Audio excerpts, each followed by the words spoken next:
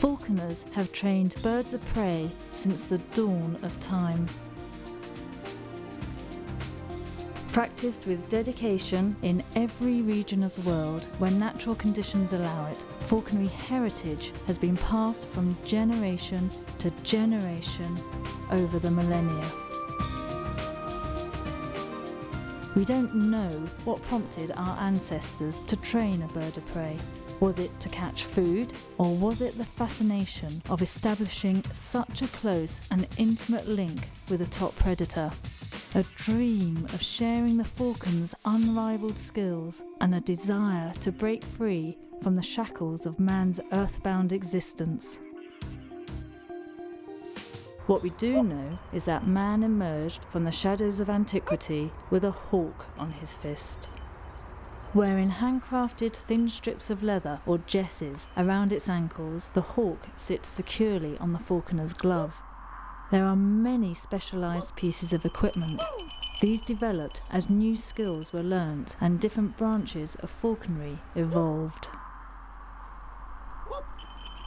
These ancient skills are not easily learnt. They require hands-on teaching, years of practice, and a good tutor. Your report and your activity. Of endangered birds of prey back to wild nature. Here in the Czech Republic, as with many countries across Europe, falconers gather every year to celebrate the continuous culture and heritage of their ancestors. In many societies, the hawk, the dog and the horse have been man's favoured hunting companions. Together they have shared the highs and lows of the day's hunting. Falconers spend hours with their hawks, falcons and eagles.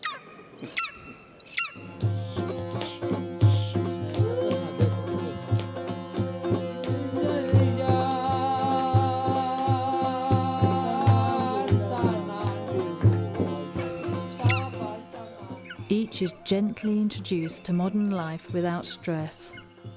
Over time, the hawk will come to trust its handler, and a bond becomes established. The hawks love to preen and bathe, keeping their feathers in peak condition. Some warm up their engine in preparation for the day's activities. Falconers study the behaviour and welfare of their birds in great depth. In 1250, Emperor Frederick II of Hohenstaufen, himself a dedicated falconer, wrote what we now know as the first proper ornithological text.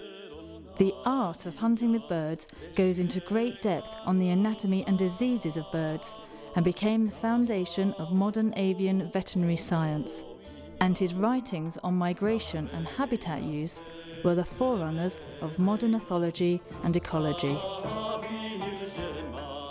But we don't need to go this far back. There are modern-day clues all around us that demonstrate how the art of falconry has become ingrained in the culture and psyche of many societies. In Middle Eastern culture, one only has to look at the importance of falconry to ruling families to appreciate how important falconry is to Arab society.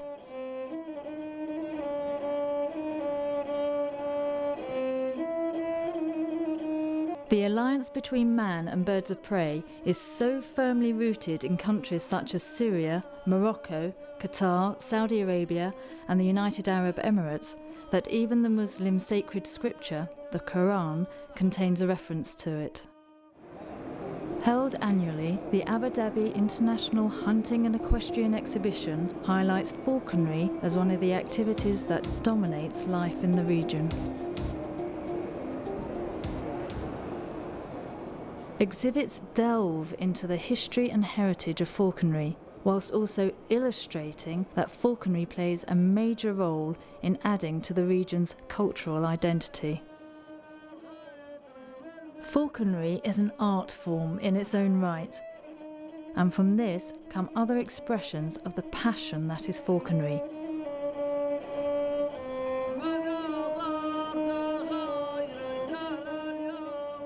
Each each spring from the falconer's desire to record and share their love of birds of prey with others.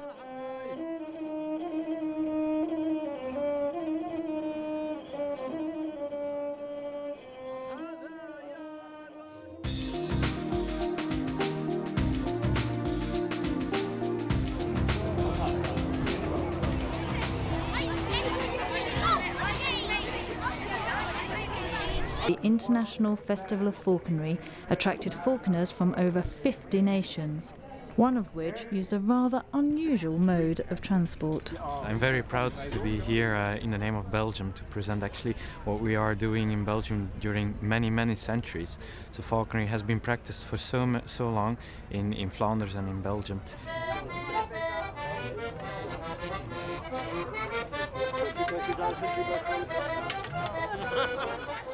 Modern falconry has many uses that benefit modern life and ecology. Here in Madrid, falcons are used to drive off other birds from Spanish airspace, reducing the number of accidents caused by bird strikes. Every day, the lives of thousands of passengers are safeguarded through the efforts of a bird of prey weighing scarcely a kilogram, a falcon trained using the ancient art of falconry. The culture of falconry developed different branches according to the terrain of the countryside. In wooded countries, the true hawks were chosen, fierce-looking birds with piercing yellow eyes and hair-trigger reactions. They can catch a pheasant or a rabbit in short, sharp dashes through the trees. Nowadays, in the hawking field, the falconer needs to be wary of man-made hazards such as wind turbines and pylons. Perseverance is required to overcome obstacles, physical fitness, the ability to keep his head and think quickly, adaptability, teamwork and strategy. Success is not measured by the number of prey animals caught, but by how well the falcon has flown. The cultural tradition that is 4,000 years of falconry living heritage must not be lost. Its practice must continue as an oral tradition. Its art and written knowledge must be celebrated and appreciated. Its place in future conservation must be encouraged. Falconry may only be a small part of mankind's role in sustaining our planet, but one that is central to the basic tenet of UNESCO's convention, and one worth protecting for future generations. Not in a museum, but alive and in the countryside where it first developed. The baton of our falconry culture has been passed down to us from our ancestors. We cannot be the generation who allows it to fall.